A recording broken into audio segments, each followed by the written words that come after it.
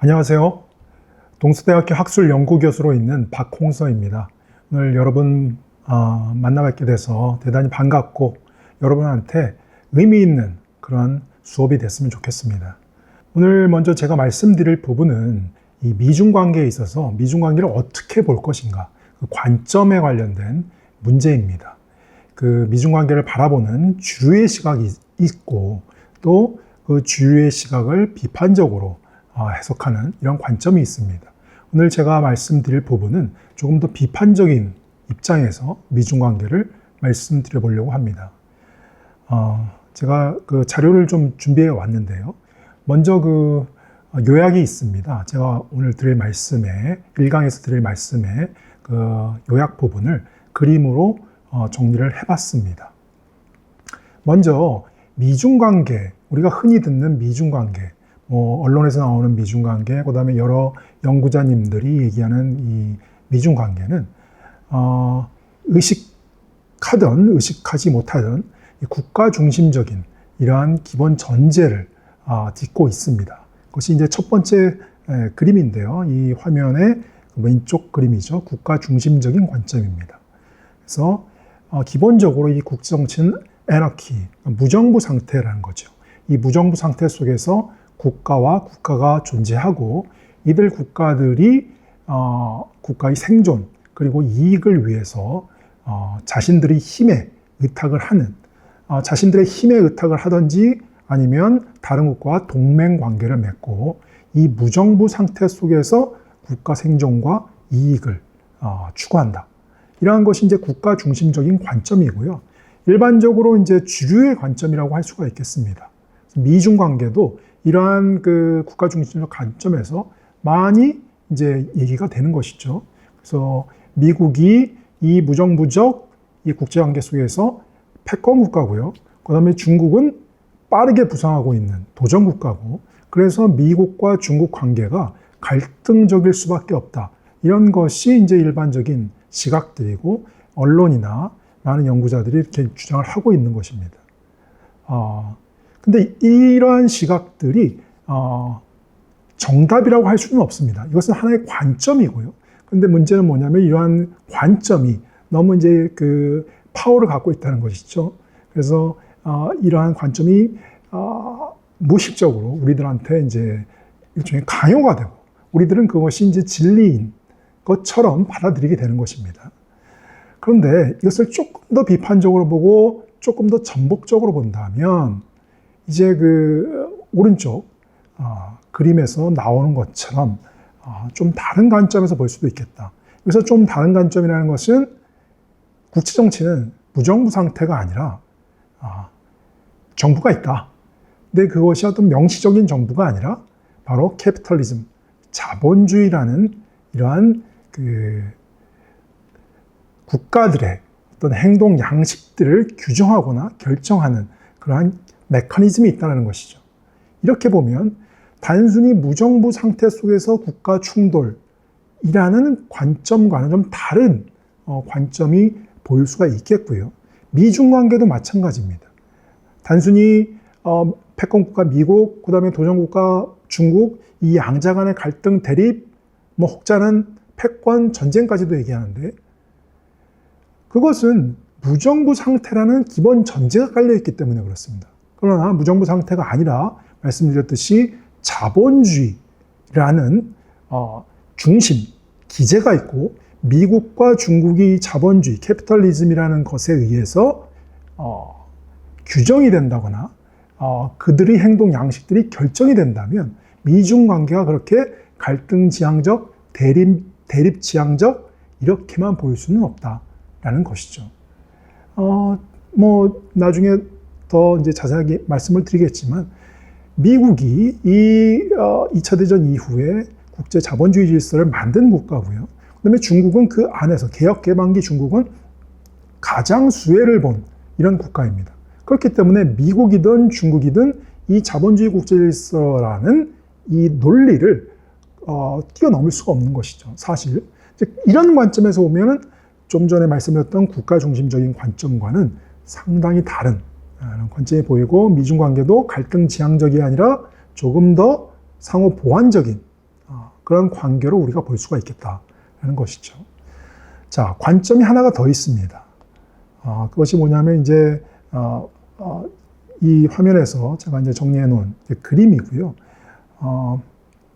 기본적으로 미국과 중국, 무정부 상태 속의 미국과 중국 첫 번째였고요. 두 번째는 자본주의 국제질서 속의 미국과 중국, 이것이 두 번째 관점이었고요. 이 세 번째 관점은 국가라는 것을 조금 더 우리가 정밀하게 봐야 되겠다는 것이죠. 자, 자본주의 안에서의 미국과 중국도 역시 국가 중심적인 그런 전제를 깔고 있습니다. 그런데 과연 국가라는 것이 그렇게 단일성이 있는가? 통일성이 있는가? 여기까지 우리가 질문을 던져야 된다는 것이죠. 이렇게 보면은 조금 더 다르게 보인다. 자, 요약을 하자면 국가는 통일적이지 않습니다. 국가 안에도 너무나 많은 권력 집단들이 존재하는 것이고요. 이들 간의 상호 경쟁이 아주 첨예합니다. 이것을 부인할 수 없겠죠. 그래서 한 국가에도 통치 권력이라는 것이 있고 통치 권력에 대항하는 대항 권력이 있는 것입니다. 미국 안에도 여러 가지 권력 관계가 있는 것이고요. 중국 안에도 중국 공산당이나 통치 권력이 있으면 그것에 잠재적이건 명시적이건 이 대항 세력들이 있는 것입니다. 우리가 여기까지 바라본다면 또 미중 관계가 달리 보이는 것이죠. 그러니까 중국 위협론, 또 미국의 패권적 일방주의, 그래서 미중 간의 충돌, 자, 이런 것의 배경이 꼭 양자 간의 문제가 아니라 오히려 국내 정치적인 변인들이 더 중요해질 수도 있겠다. 예를 들어서 시진핑 정권이 타이완에 대해서 상당히 강경한 입장을 취하는데 이것은 어떤 미국에 대한 견제 이렇게 볼 수가 있겠죠. 국가 중심적인 관점에서. 그러나 이것은 중국 내에서 소위 얘기해서 강경한 민족주의 세력들을 달래기 위한 어떤 선제적인 이런 행태일 수도 있겠다. 이런 관점에서 보면 다른 그림이 보인다는 것이죠. 그래서 이것이 이제 제가 오늘 말씀드리려고 하는 기본적인 관점의 문제를 정리해 놓은 거고요. 여기서부터 조금 더 이제 구체적으로 제가 말씀을 드리겠습니다. 그래서 일단 저는 이 국가 중심성, 우리가 무의식적으로 받아들이고 있는 국가 중심성에 대해서 좀 더 비판적이어야 되지 않겠는가? 왜냐하면 이것이 주류의 시각입니다. 우리들은 이러한 시각에 의해서 국가 중심적으로 보도록 길들여져 왔죠. 근데 이런 것들은 잘 이해가 안 되고 이런 것에 대해서 조금 더 전복적인 이런 해석이 필요하겠다는 의미에서 제가 국가 중심성에 대해서 좀 비판적으로 조금 더 세밀하게 말씀을 드리면 이것은 국제정치학 이론의 구조현실주의의 기본 가정입니다. 신현실주의라고도 하고요. 고전현실주의가 있고 그다음에 신현실주의가 있는데 이 현실주의자들의 기본 관점은 국가입니다.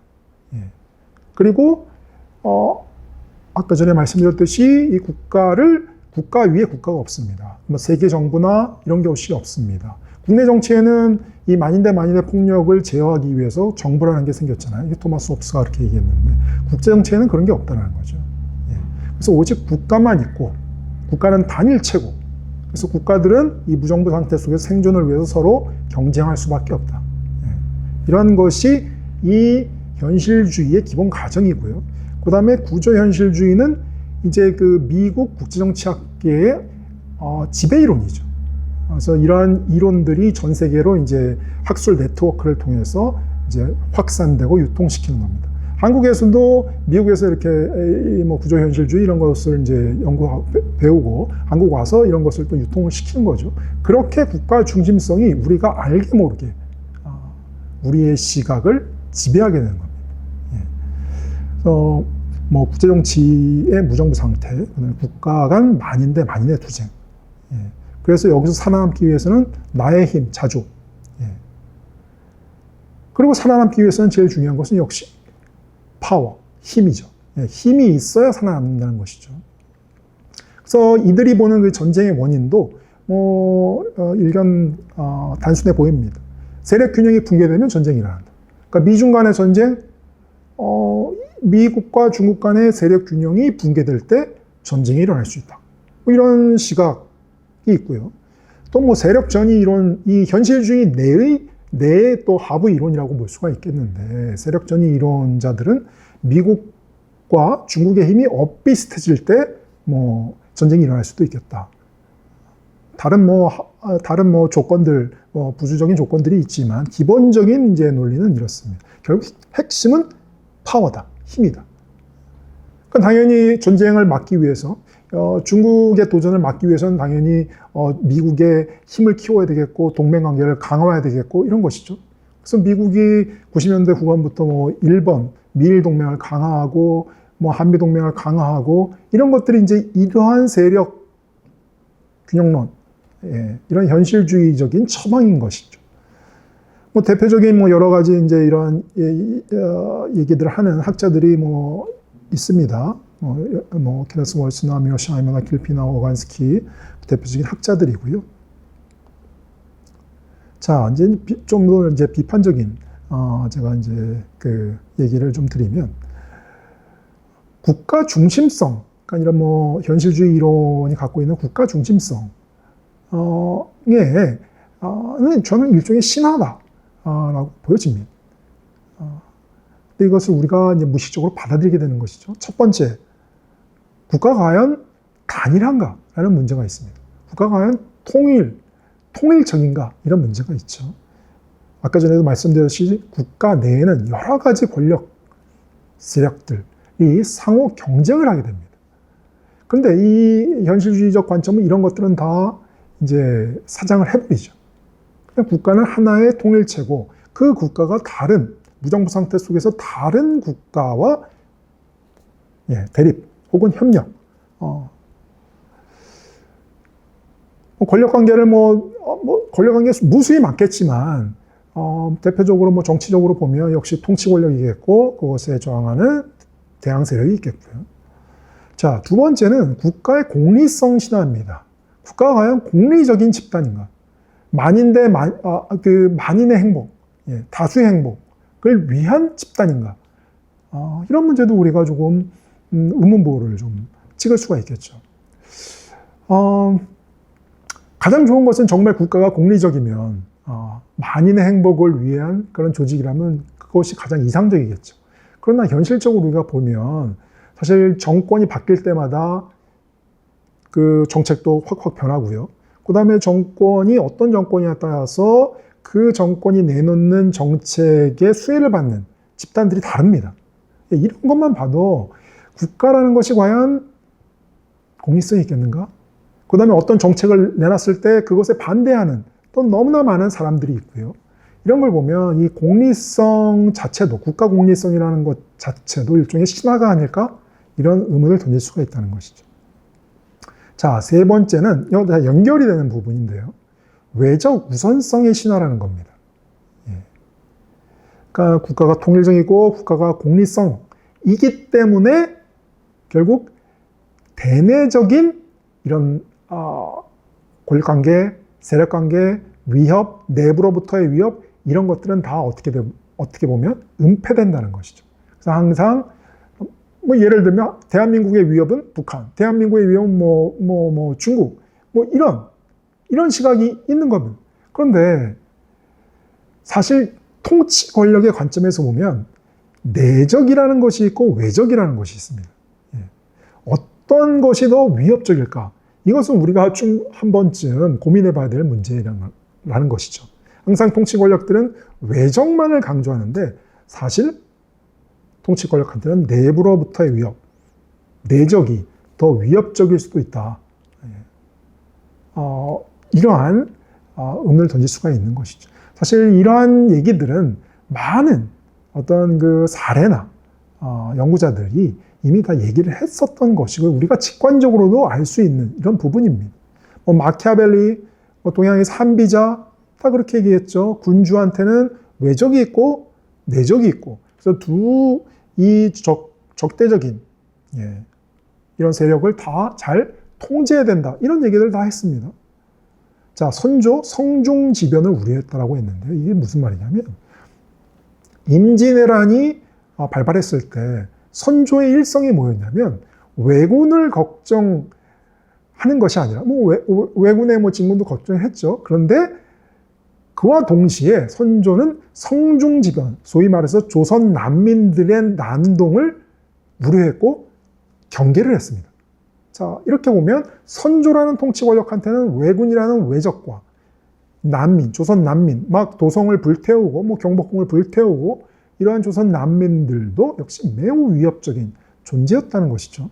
자, 중국의 장제스, 이것이 이제 일본이 만주국을 세우고 만주를 침공했을 때 장제스는 뭐라고 했냐면, 아주 단적으로 얘기합니다. 일본은 피부병이고 공산당은 심장병이다. 피부병보다 심장병이 더 중요하기 때문에 장제스는 따라서 우리들은 일본이 아니라 공산당을 먼저 쳐부셔야 된다. 이렇게 장제스가 얘기를 했습니다. 전형적인 외적보다 내적을 더 두려워하는 이런 상황들을 보여주고 있는 것이죠. 지금 바이든 정권, 지금 미국 대선이 한창 이제 그 후보 연설도 하고 이러고 있는데, 직관적으로 이런 질문을 던질 수가 있어요. 바이든한테 누가 더 위협적일까? 시진핑이 더 위협적일까? 아니면 트럼프가 더 위협적일까? 예. 이것을 우리가 한 번쯤 생각해 볼 필요가 있는 것 같아요. 핵심은 이런 국가 중심성이라는 전제로부터 우리들은 항상 외적 우선성, 외적이 정말 위협적이다 라고 생각해 왔는데, 그렇게 생각하도록 길들여져 왔는데, 그런데 실상은 이 내적, 내부로부터의 위협이 통치 권력한테는 더 위협적이지 않을까? 이런 질문을 던질 수가 있다는 것이죠. 왜냐하면 외적은 좀 공간적으로도 떨어져 있어요. 근데 내적은 항상 일상성이 있고 인접성이 있는 것이죠. 제가 이런 말씀을 좀 드리고 싶고요. 자, 그렇기 때문에 저는 이 구조현실주의, 국가중심성, 이것이 일종의 보수적 이데올로기로 작동할 수도 있겠다. 예. 자신들은 객관적인, 우리들은 중립적인 연구, 국가 간의 밸런스 오브 파워, 세력균형, 이런 것들을 얘기하는데, 그것은 그러한 객관성은 무언가를 은폐하고 있다. 무언가를 은폐하고 있냐? 권력관계를 은폐하고 있다는 것이죠. 국가중심성을 은폐하고 있다는 것이죠. 예. 실제로 케네스 월스 대표적인 구조현실주의자는 책에서 그렇게 쓰고 있습니다. 국제정치는 강대국의 정치고, 그 강대국의 정치의 논리를 안 따를 수도 있는데, 그건 자유지만 안 따랐을 때 보는 피해는 다 안 따른 국가들, 특히 약소국의 몫으로 돌아갈 수밖에 없다. 강대국의 논리에 따라라 라는 얘기를, 그러한 일종의 어떤 정책적인 어떤 사고를 강요하고 있는 것이죠. 이것은 조금 더 비판적으로 보면 일종의 보수적인 이데올로기입니다. 현 시스템에 대한 유지, 이런 것이죠. 그리고 또 중요한 문제는 말씀드렸듯이 국가 내 권력관계, 내적 관계, 국내 정치, 국내 정치 속에서 통치 권력이 느끼고 있는 내적으로부터의 위협감, 이런 것들을 다 은폐하고 있다는 것이죠. 참 재밌는 것은 지금 중동에서도 위기가 고조가 되고 있는데, 항상 어떤 두 행위자들이 국가 권력 간의 전쟁이나 분쟁이 있을 때, 상대방은 상대방의 행동을 꼭 국내 정치로 설명하려고 하는, 너는 너 국내 정치 때문에 이런 행동을 하고 있다라고 비판을 해요. 근데 본인들은 그런 얘기를 절대로 안 하죠. 예를 들어 1969년 중소 분쟁이 있었습니다. 이럴 때 중국 측은 소련이 왜 저렇게 나오느냐? 소련의 국내 정치 때문에. 근데 똑같이 소련도 중국은 왜 저렇게 나오느냐? 중국의 국내 정치 때문에. 이렇게 얘기를 하죠. 1962년 쿠바 미사일 위기 때도 소련은, 후르셰프는 뭐라고 그랬냐면, 케네디가 왜 저렇게 강경하게 나오는가? 미국의 국내 정치 때문에. 그렇게 얘기를 했고, 미국 쪽에서도 소련의 국내 정치 때문에. 그러니까 일종의 이것이 내부로부터의 위협이라는 것은 일종의 치부일 수도 있겠다. 이것을 좀 방증하는 이런 사례가 되는 것이죠. 그만큼 숨기고 싶은 것이죠, 자신은. 근데 상대방, 적대국은 그것을 오히려 폭로하려고 하는, 드러내려고 하는 이런 모습들을 보이는 것도 약간 조금 흥미로운 지점입니다. 자, 미중 관계 좀 더 이제 구체적으로 들여다보면 이 미중 관계를 국가 중심적인 논리로 봤을 때 설명이 안 되는 그런 부분들이 많다. 상당히 어떻게 보면 약간 블랙 코미디 같은 이런 측면도 좀 보입니다. 첫 번째, 중국 정부와 미 자본이 결착되는 현상은 사실 미국과 중국의 패권 경쟁이라는 그러한 관점, 국가 중심적인 관점으로는 설명이 안 되는 것이죠. 6.4 천안문 사건, 1989년 6.4 천안문 사건이 일어났죠. 그때 아주 비국적으로 많은 이 시위대 중국 인민들이 이제 학살을 당했습니다. 이랬을 때 미국 쪽에서는 표면적으로 중국의 인권 문제를 이제 거론하면서 매우 표면적으로는 중국에 대해서 뭐 제재도 하고 미국뿐만 아니라 서방이 그랬죠. 자, 그런데 그럼 중국 쪽도 이제 반발을 했습니다. 그런데 6.4 천안문 사건 이후 1990년대 초반에 미중 관계가 표면적으로는 되게 안 좋았을 때 수면 밑으로 들어가면 상황은 많이 달라 보인다. 당장 6.4 천안문 사건 일어나고 직후에 덩 샤오핑은 미국 측 인사들과 만납니다. 만나고 뭐라고 하냐면 그 미국 측 인사들한테 중국이 안정되어야지 미국 너네의 기업들이 중국 와서 이익을 낼 수 있다. 중국이 안정되어야지. 이런 말을 합니다. 그런 것이고요. 그리고 이제 장쩌민이 1990년대 초반에 중국의 국유기업 개혁을 아주 뭐 적극적으로 시행을 합니다. 국유기업 개혁을 왜 했냐면 국유기업이라는 것이 일종의 철밥그릇이고 이것을 계속 놔두면 매우 비효율적이고 중국 경제에 도움이 안 된다. 그래서 이제 국유기업 개혁을 아주 적극적으로 밀어붙이는데 그 국유기업 개혁의 총설계를 미국 투자회사들이, 투자은행들이 해준 겁니다.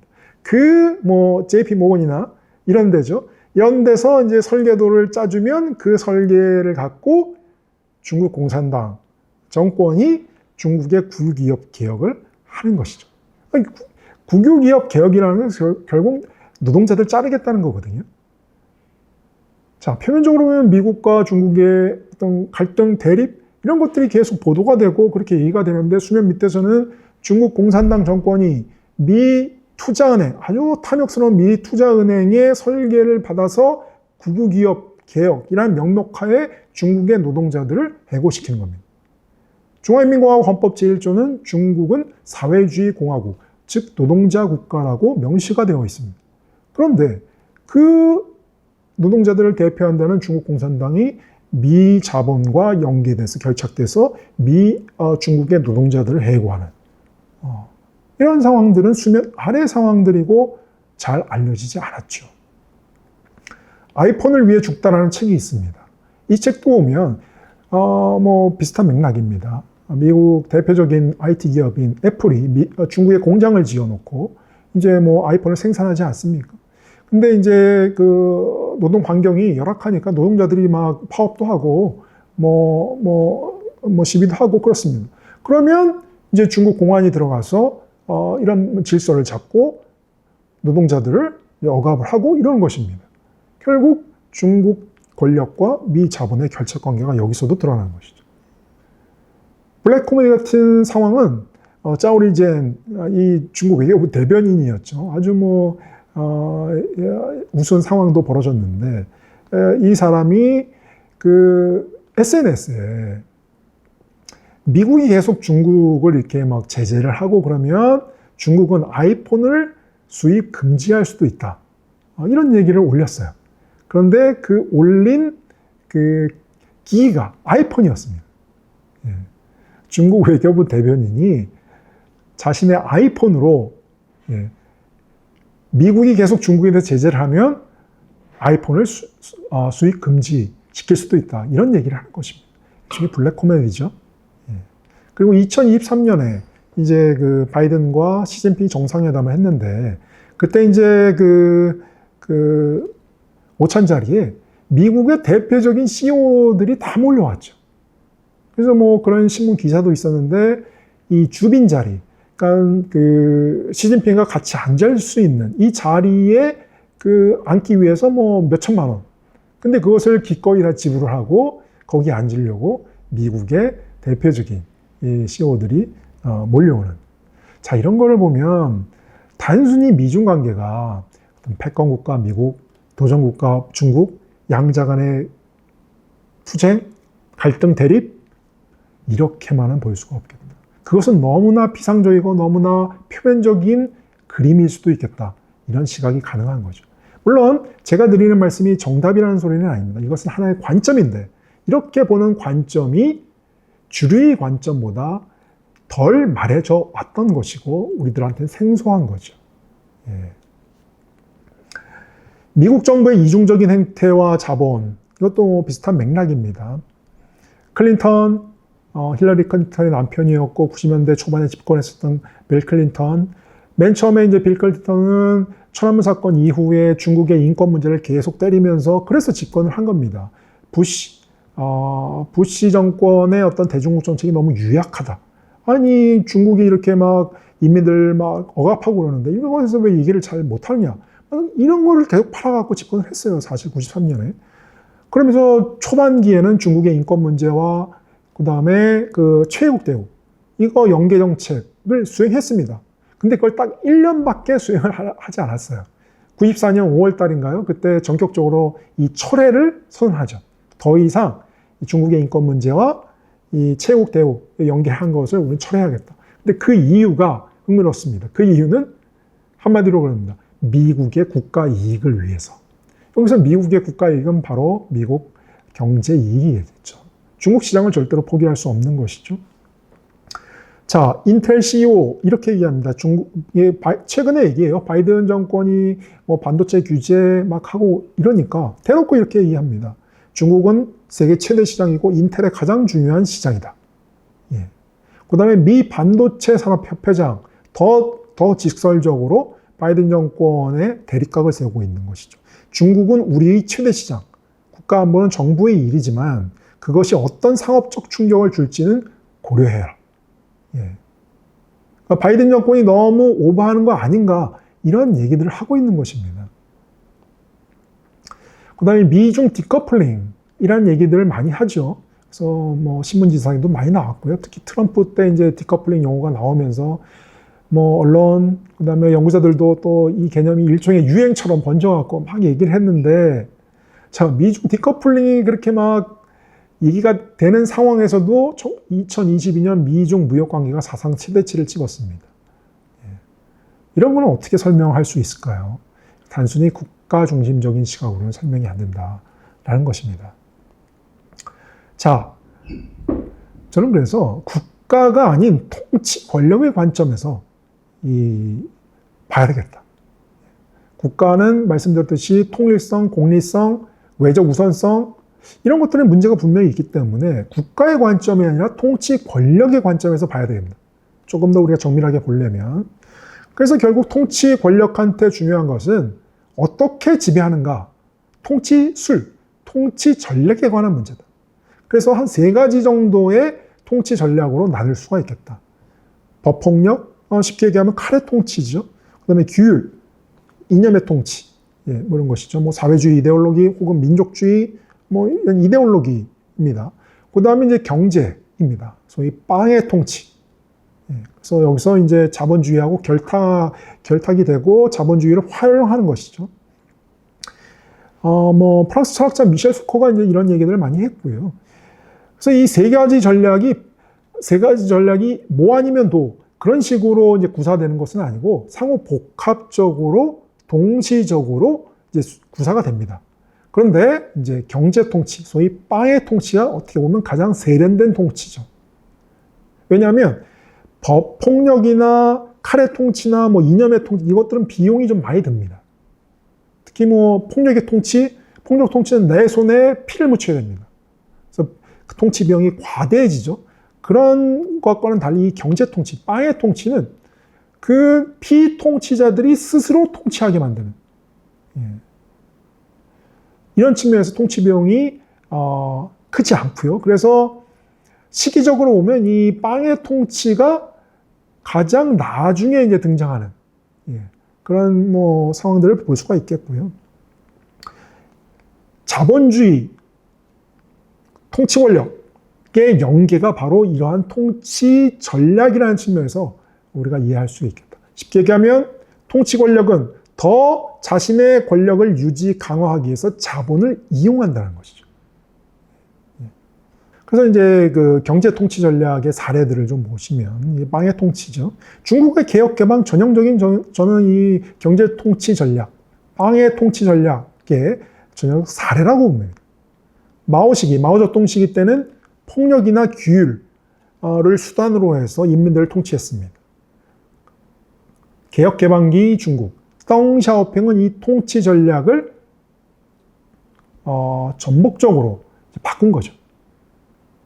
물론 덩샤오핑 시기 때 무슨 폭력 이런 걸 포기한 거 아닙니다. 동시에 가지만 이 방점을 빵의 통치에 두었다.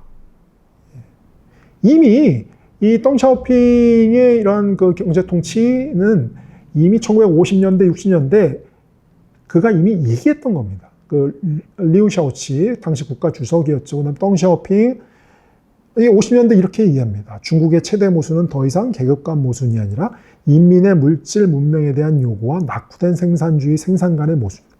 이 얘기를 개혁개방기 덩샤오핑이 다시 하죠. 근데 이 얘기는 개혁개방기 때 나온 것이 아니라 50년대 이미 리우 샤오치가 같이 얘기했던 거예요. 그런데 뭐 마오쩌둥이 워낙 뭐 황제와 같으니 그 마오쩌둥의 위세를 넘을 수 없으니 그 마오쩌둥이 집권했을 때는 권력을 장악하고 있을 때는 이런 얘기들을 감히 하지 못했던 것이죠. 조금이라도 이런 얘기를 이제 끄집어내면 문혁 시기 때 타도 당하듯이 주자파로 몰려서 이제 그런 식으로 이제 개인적인 곤혹을 겪었고요.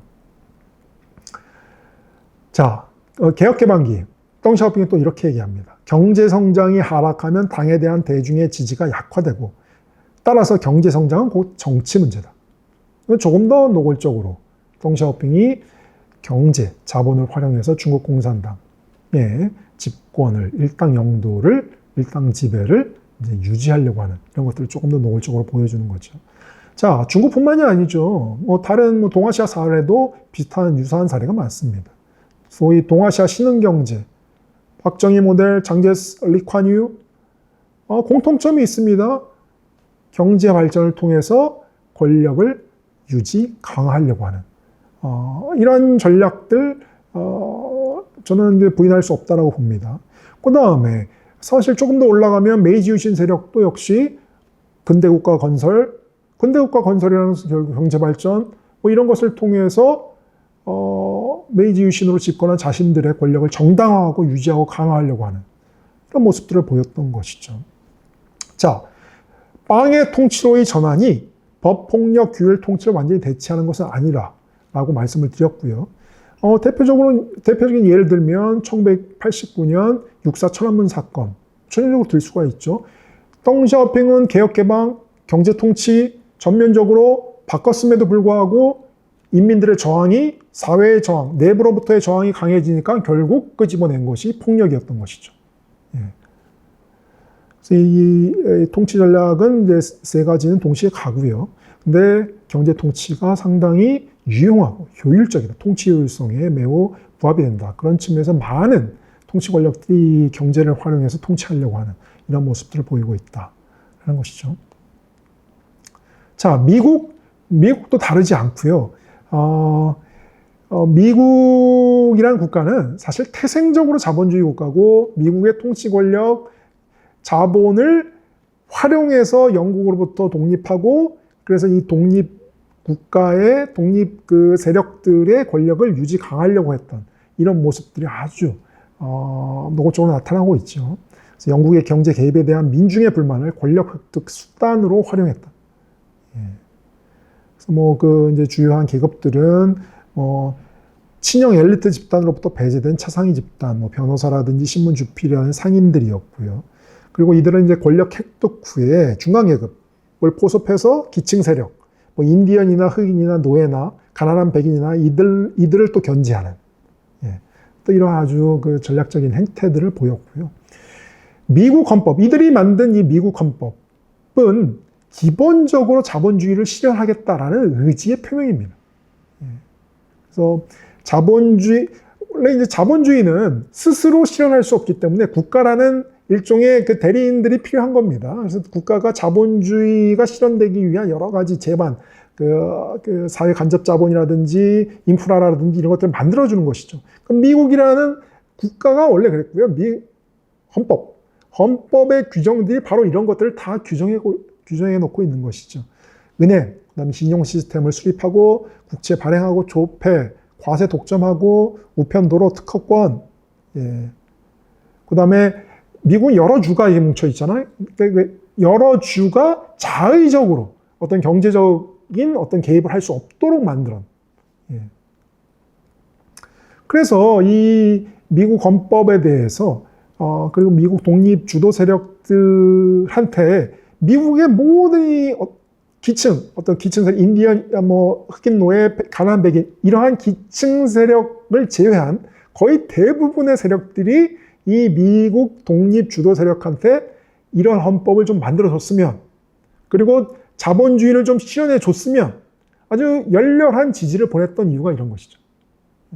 그 미국의 그 독립 주도 세력들은 바로 이러한 열망을 활용했던 것이고요. 그러면서 자신들의 권력을 더 강화했던 것이고요. 그리고 이제 독립 시기에 반연방주의자와 연방주의자의 투쟁이 있었다, 갈등이 있었다 이렇게 보는데요. 반연방주의, 토마스 제퍼슨 같은 사람들이죠. 근데 이 반연방주의자들이 자본주의를 반대하는 것이 아니라요. 알렉산더 해밀턴 같은 경우는 이제 연방주의, 토마스 제퍼슨은 반연방주의. 근데 이들은 모두 자본주의를 실현하기 위해서 이렇게 외쳤다라고 볼 수도 있는 겁니다. 그러니까 토마스 제퍼슨이 반연방주의를 외친 것은 연방주의가 되면 국가가 너무 과도하게 경제에 개입할 수가 있겠다. 오히려 그것은 자본주의의 해가 될 수가 있겠다. 이런 시각이 분명히 깔려 있는 것이죠. 이건 자본주의냐 아니냐의 문제가 아니라 어떻게 자본주의를 더 실현할 수 있을까에 관한 논쟁이라고 이해할 수도 있지 않을까? 저는 이제 그렇게 생각을 합니다. 자, 마지막 이제 자본의 관점, 국가가 아니라 통치 권력의 관점이라고 했고요. 그 다음에 이제 중요한 것이 자본의 관점입니다. 좀 이론적으로 좀 말씀을 드리면 여러 가지 조금 있는데요. 세계체제론 같은 경우가 있습니다. 세계체제론은 국가 대 국가라는 관점에서 보지 않죠.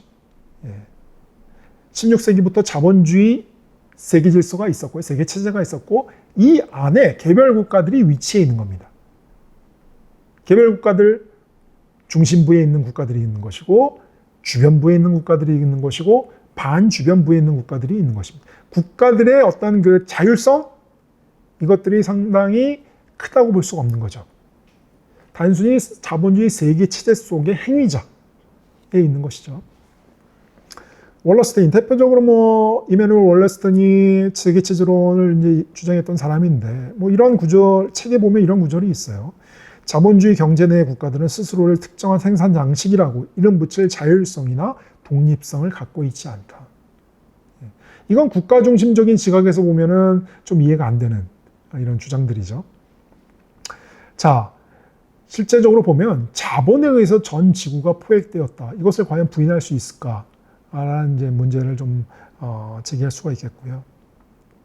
지구상에는 너무나 많은 문화와 너무나 많은 다양한 역사를 갖고 있는 국가가 있는데, 자, 2024년에 지금 보면 사실 그러한 다양성에도 불구하고 이 자본의 논리에 따라서 행동하고 있는 것은 아닌가.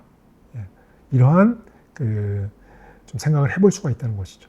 자본의 대표적인 특징은 외부가 없습니다. 끊임없이 확장하려고 하고요. 그 다음에 전 지구를 네트워크화하려고 하는 것이죠. 더 이상 국가, 그게 아니라 그런 국가의 다양성, 투수성, 정체성들을 다 어떻게 보면은 소거시켜버리는 거죠. 대패로 밀듯이 다 소거시켜버리고 일반화를 하는 겁니다. 오직 경험가치, 상품화의 논리에 따라서 움직이는 행위자로. 들레즈 가따리 대표적인 이 자본주의를 분석한 비판적으로 분석한 이제 그 연구자들인데요. 이런 구절을 책에서 볼 수가 있습니다. 자본주의는 국가들을 동지로 하는 것이 아니라 동형화한다. 바이러스다. 자, 코로나 바이러스는 성격도 다르고 너무나 뭐 문화도 다르고 역사도 다른 너무나 많은 사람들을 감염시켰죠. 정체성들은 다 달라요. 그런데 코로나에 감염된 사람은 비슷한 유사한 증상을 내보이죠. 자본주의가 그렇다는 거예요. 자본주의는 너무나 많은, 너무나 다양한 국가 행위자들의 침투에 들어가서 이들은 여전히 자신들의 성격도 있고 정체성도 다 다르지만 비슷한 지무, 유사한 행동을 하게끔 만든다는 것이죠. 네그리오 하트, 또 이런 맥락의 또 연구자들인데요. 자본은 자본사회의 장벽을 깨끗이 일소하고 국민국가들의 경계들조차 소멸시키고 자본은 탈코드화된 흐름들, 유연성, 조율, 균등화 경향에 의해 규정되는 매끄러운 공간으로 향하는 경향이 있다. 아까 전에 말씀드렸듯이 대패로 싹 밀어버리는 거죠. 미국 말씀드렸는데요. 이 미국은 생내적으로 자본주의 국가다. 볼 수가 있어요. 원래 이제 미국 이외의 국가 지역을 보면 국가들이 있었고 유럽 같은 거 보세요. 그다음에 뭐 동아시아도 그랬죠. 국가가 먼저 있었고 그다음에 자본주의가 나온 거죠. 그래서 이 통치 권력들이 자본을 활용한 것이죠. 근데 미국이라는 국가는 자본주의와 통치 권력이 동시성이 있는 겁니다. 처음부터 이 통치 권력은 자본주의를 실현하기 위해서 단순히 어떤 대리인이 아니라 미국의 독립 주도 세력들은 자신들의 권력을 유지 강화하기 위해서 자본에 봉사한 거죠. 그런 차이점이 분명히 있습니다. 보스턴 차 사건이 있고 아편 전쟁이 있는데요. 비슷한 측면이 있고 또 결정적으로 다른 측면이 있어요. 보스턴 차 사건이나 아편 전쟁의 시발점이 되는 광저우에서 그 임칙서가 흠차대신 임칙서가 그 영국 배에 실려있던 아편을 다 바다에 쳐넣었죠. 보스턴 차 사건도 뭡니까? 보스턴에 정박해 있는 그 상선에서, 영국 상선에서 차를 바다에 쳐놓은 겁니다. 똑같이 영국 상선에 들어가서 그 상품을 뺏어서 바다에 쳐놓는데, 근데 내용은 완전히 달라요. 그 지향하는 목적은 완전히 달라요. 보스턴 차 사건은 자유무역을 위해서 이 차 사건을 일으켰던 것이고요. 주도 세력이. 아편 전쟁, 광저우, 임칙서는 보호무역. 광동 한 항구에 국한시켰던 청조의 그 보호무역을 유지하기 위해서 영국 산선의 상품들 아편을 바다에 쳐놓은 겁니다. 다시 말해서 미국 독립혁명의 시발점이라고 할 수 있는 보스턴 차 사건 자체가 이미 자유무역에 대한 열망을 갖고 있는 이런 사건이다. 미국 독립선언서 생명, 자유, 행복이라는 천부 인권을 수호하기 위해 정부가 했으며 이를 위배하는 정부는 언제든지 폐지 가능하다. 여기서 이것이 이제 존 럭크의 얘기를 그대로 따온 거거든요. 근데 여기서 생명, 자유, 행복. 행복은 원래 사유재산입니다. 이것을 행복으로 바꾼 거예요. 그러니까 사유재산을 지키기 위해서 정부가 존재해야 되고 그것을 위배하면 어떤 정부도 폐지해야 된다. 이것이 미국 독립선언서에 들어있는 구조입니다. 그리고 다른 구절들을 미국 독립선언서 옆에 보시면 다 그런 겁니다. 영국 왕이 자의적으로 우리 아메리카인들의 자유로운 경제활동을 억압하고 말도 안 되게 개입해서 약탈하고 수취했다. 그래서 미국은 독립해야 된다. 이런 내용입니다. 그러니까 미국은 생내적으로 자본주의 국가라고 할 수가 있는 것이죠. 자, 중국은 국가가 있었고 자본주의를 받아들였는데 이제는 개혁개방기 중국은 이미 자본주의에 포획된 거 아닌가? 그런 좀 그 정리가 가능한 것 같고요. 사회주의 중국이 자본주의 질서를 옹호하는 이런 좀 역설적인 상황이 분명히 벌어지고 있습니다. 헌법 제1조 중화인민공화국은 노동계급이 영도하고 노동자 농민연맹을 기초로 한 인민민주주의 독재의 사회주의 국가다 라고 분명히 규정되어 있습니다. 근데 아까 전에 제가 말씀드렸듯이 개혁개방기 중국의 노동자들의 지위, 권익이 어떻게 변했는가, 어떻게 약화되었는가. 예. 국유기업에서 사실 뭐 철밥끝이라고 얘기를 하지만 평생 직장이 보장이 되는 겁니다. 그래서 안정성, 생활 안정성이 있어요. 물론 뭐 월급이 그다지 높지는 않지만, 그런데 개혁개방기 소위 국유기업 개혁을 한다는 명분 하에 그 노동자들을 해고시키고 좀 더 좀 웃긴 상황은 그 국유기업 개혁의 설계를 미국 투자은행들이 해주고 중국 공산당은 그것에 따라서 그 로드맵에 따라서 국유기업 노동자를 억압하는 이런 상황들이 벌어지고 있다. 이것이 어떻게 사회주의 공화국이라고 할 수가 있겠는가라는 질문을 분명히 던질 수가 있겠죠.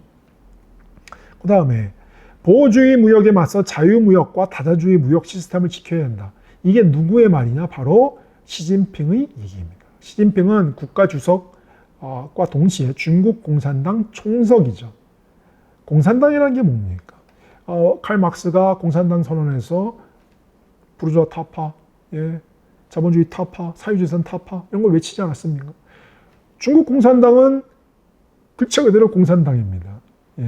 마르크스 레닌, 마오쩌둥 사상 여전히 신봉하고 있는 정당입니다. 그런데 그 공산당의 총서기가 이런 얘기를 합니다. 보호주의에게 맞서 자유무역과 다자주의 무역 시스템을 지키는 전형적인 자본주의의 핵심 규정을 시진핑이 강조하고 있죠. 자, 그러면 중국이 완전히 그러면 뭐 자본주의에 포획됐는가? 근데 여기서도 약간 조금 그러한 시각과 약간 부합되지 않는 이런 상황들도 분명히 있어요. 그러니까 중국 국가의 논리가 조금 더 강하게 튀어나오는 그런 상황들이 좀 있다. 예를 들어서 코로나 팬데믹 때 중국의 행태들을 보면 상당히 서방과는 달랐죠. 그냥 막 베이징이나 상하이 같은 도시를 그냥 다 통째로 봉쇄를 해버리고, 이것은 상당히 그 경제 논리가 아니라 정치 논리가 강하게 튀어나온 겁니다. 결국 중국 공산당한테는 사회 안정이 중요한 것이고, 사회 안정을 위해서는 그런 팬데믹이 전염병이 창궐 하면 안 되니까 이것을 경제적인 손해를 보더라도 그냥 대도시를 셧다운 해버리는. 근데 문제는 뭐냐면 아까 전에 말씀을 드렸는데요. 경제, 자본의 논리를 위배하는 정치 논리가 튀어나올 때 그 후가 따르는 대가도 감내를 할 수밖에 없는, 이것이 자본주의에 어떻게 보면 매우 예리한 무기가 될 수가 있는 거죠. 실제로 중국이 그랬습니다. 코로나 그 이후에 팬데믹 끝나가는 상황에 중국의 경제 성장률이 지난 수십 년간 이래 가장 안 좋았습니다. 가장 낮았습니다. 이것은 단순히 어떤 코로나 때문의 문제일 수도 있죠. 그런데 다른 국가에 비해서 중국이 유독 이런 식의 경제 성장률이 낮았던 것은 결국 정치 논리의 개입. 이것은 중국의 일정한 특수성이죠. 근데 중국 역시도 좀 시진핑 정권도 이런 상황들, 경제 상황이 악화된다는 것에 화들짝 놀랬고요. 결국에는 바로 정책을 바꿔서 셧다운 했던 거 다 풀어버리고, 그 다음에 적극적으로 해외 자본에 구애를 하는 이런 행태들을 보였다는 것입니다. 그러니까 국가성이 좀 튀어나왔는데, 한순간에 튀어나왔는데, 결국에는 이 자본의 논리에 머리를 숙이는 이런 행태들이 나오고 있다. 시진핑 그렇게 얘기합니다. 외자 기업 보호할 것이고, 중국은 아주 기업하기 좋은 나라고, 이런 얘기를 강조했습니다. 이것은 어떤 정치 논리에 의해서 손해를 본 경제적 상황을 만회하기 위한 그런 행동이라고 보여지고요. 네그리와 하트 책에서 이런 얘기를 하죠. 노동 경고성을 유지하는 국가들은 전 지구적 화폐 메커니즘들에 의해 처벌당하고 고문당하고 파괴당할 것이다. 중국의 사례가 이러한 그 네그리와 하트의 그런 설명들의 하나의 사례가 될 수가 있지 않을까? 이런 생각을 좀 해보고요. 자, 그 1강의 이제 마지막 부분인데요. 저는 중국의 개혁 개방을 어떻게 해석할 것인가? 단순히 어떤 국가 중심적인 관점에서 보면 중국은 부강한 중국, 두 개의 100년, 시진핑은 그렇게 외치지 않습니까? 1949년, 100년, 2049년에 그 사회주의 현대화 강국을 만들겠다. 이렇게 얘기를 하고 있어요. 두 개의 100년은 뭐 1921년 중국 공산당 창단되고 100년은 2021년.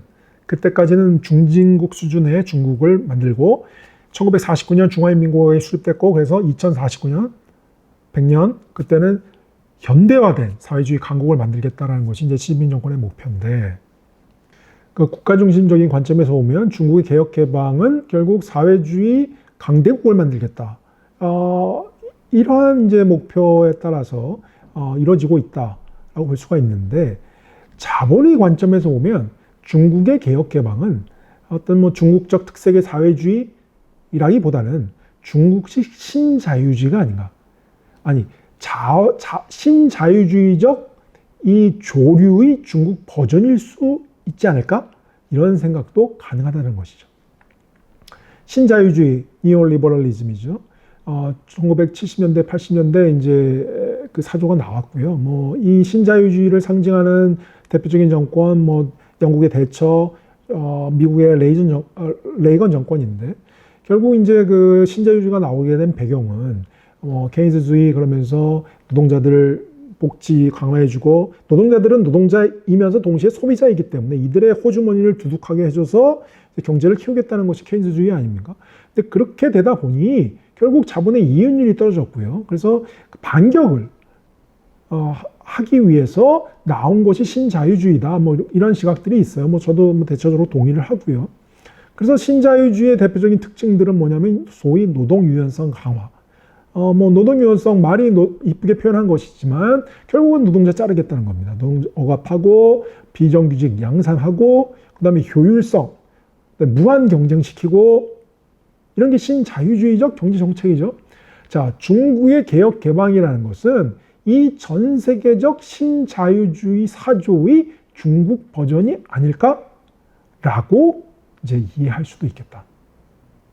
예. 그래서 그 친구들 아까 전에 뭐 제가 말씀을 드렸지만 사회주의 중국 중화인민공화국이 미국 월각, 미국 투자회사들, 투자은행들 이런 곳에서 만들어진 짜준 설계도에 따라서 아주 뭐 중국의 국유기업 개혁이라는 명목하에 중국 노동자들을 해고시키고 자, 이런 모습들이 과연 중국적 특색의 사회주의인가? 뭐 중국은 그렇게 계속 얘기하죠. 덩샤오핑, 시진핑 중국적 특색의 사회주의. 요즘에는 이제 중국식 현대화 그런 용어를 많이 쓰는데요. 그것은 중국식 특색의 자본주의, 중국식 특색의 신자유주의가 아닐까? 이런 비판적 해석이 가능하다는 거죠. 물론 당연히 이런 해석을 하게 되면 중국 쪽에서는 뭐 좋아하지는 않습니다. 그리고 뭐 주류의 관점에서도 사실 이러한 시각들은 조금 좀 뭐 우습게 표현하면 좀 불손하다라고 생각할 수도 있어요. 물론 정답이라는 소리는 아니고 이런 관점에서 충분히 볼 수 있다는 것이죠. 문제는 이런 관점이 그동안 많이 덜 말해졌다. 뭐 아이폰을 위해 죽다 아까 그 책 소개도 해드리면서 얘기를 했고요. 지금 중국 노동자들의 상황들이 과연 마오쩌둥 시대 때의 이 사회적 지위보다 올라갔겠는가? 물론 마오쩌둥 시대 때는 가난했습니다. 근데 가난했지만 상대적인 평등, 가난했지만 상대적인 평등은 분명히 있어 보였어요. 그러나 개혁개방기 중국은 빈부격차가 엄청나게 늘어나고 있죠. 사회 양극화가 엄청나게 늘어나고 있죠. 그리고 부자가 되는 사람들은 노동자가 아니라 노동자의 권익은 약화되고 결국 소위 홍색 자본가들 이런 사람들이 이제 졸부가 되고 재벌이 되는 겁니다.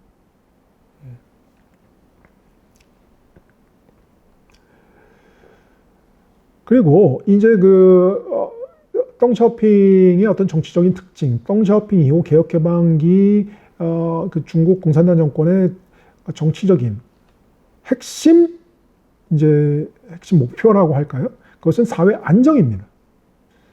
왜냐하면 문혁이라는 것은 일종의 그 내전 상황이거든요. 그래서 뭐 저는 개인적으로 중국 내전은 1949년에 끝난 것이 아니라 문혁이 끝나는, 마오쩌둥이 죽는 1970년대 후반에 비로소 끝났다.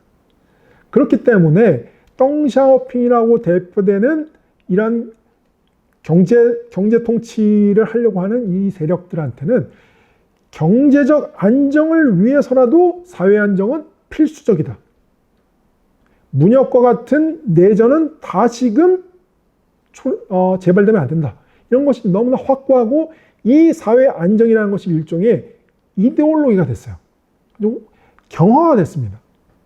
그러니까 결국 사회 안정을 위해서는 소위 건전한 의미의 정치까지도 다 이제 억압을 하는 것이죠. 그래서 인민들의 어떤 건설적인 토론이라든지 논쟁이라든지 이런 것들도 사회 안정을 해칠 수 있다. 그러니까 일종의 중국 공산당 스스로 탈정치화를 가속화시키고 있습니다. 모든 것이 경제발전, 경제발전을 위한 사회 안정. 그리고 그 경제발전은 결국 중국 공산당 일당 독재를 정당화하고 이런 측면에 활용되고 있다는 것이죠. 그러니까 여기서 끝으로 이런 질문을 던질 수 있어요. 개혁개방의 최대 수혜자는 누구인가? 인민들인가? 아니면 권력인가? 이건 뭐 중국뿐만이 아니라 미국도 마찬가지죠. 경제발전의 최대 수혜는 누구인가? 미국의 피플인가? 아니면 권력, 자본인가? 이것은 뭐 열려있는 질문이고요. 오늘 이렇게 제 말씀을 줄이도록 하겠습니다. 감사합니다.